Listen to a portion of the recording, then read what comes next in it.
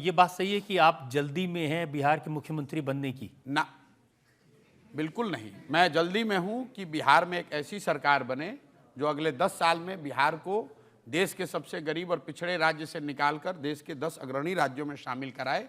मैंने ये घोषित किया हुआ है, और मैं आपके कैमरे पर दोबारा रिपीट कर रहा हूं। मैंने 2 साल में गांव-गांव जाकर पैदल चल के कहा है कि इस दल का मैं ना नेता हूं ना बनूंगा। 2 तारीख के बाद भी प्रशांत किशोर गांव में पैदल ही चल रहे होंगे। लोग ये कह रहे हैं कि कितना भी प्रयास कर लीजिए, बिहार की जनता नहीं सुधरेगी, वो जाति से नहीं निकलेगी।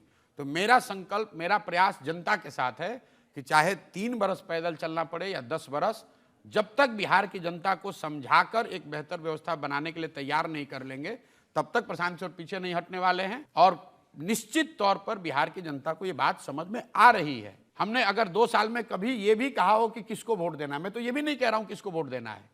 मैं पूरे जन स्वराज अभियान में बस इतना ही कह रहा हूं कि भाई आपने जिस किसी को वोट आज तक दिया, जिस बात के लिए वोट दिया, वो आपको थोड़ा या कम मिला है। अगर आपने मोदी को मंदिर के लिए वोट दिया, मंदिर बना।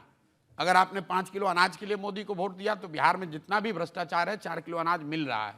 अगर आपने नीतीश को बिजली के लिए वोट दिया, बिजली बिहार में आ गई। अगर आपने लालू जी को पिछड़े वर्ग के आवाज़ और सम्मान के लिए वोट दिया, तो पिछड़े वर्ग को आवाज़ सम्मान मिल गया।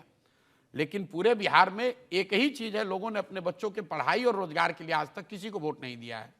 तो मैं जन स्वराज के तहत इतना ही कह रहा हूं कि जिसको वोट देना है दो, लेकिन वोट पढ़ाई और रोजगार के लिए दो, अपने बच्चों के लिए दो, नेताओं के बच्चों के लिए मत दो, मंदिर मस्जिद के लिए मत दो, जाति के लिए मत दो। आप मेरी, मैं यहाँ जितने लोग बैठे हुए हैं, मैं आपको ये बताना भी चाहता हूं और आपको चुनौती भी दे रहा हूं। 2 बरस में अगर प्रशांत किशोर ने अपने मुंह से एक बार भी कहा हो कि जन स्वराज को वोट दो या प्रशांत किशोर पे भरोसा करो, मैं तो गांव-गांव में जाकर ये कह रहा हूं कि अगर 10 प्रशांत किशोर भी आएंगे तो तुम्हारी दशा नहीं सुधरेगी।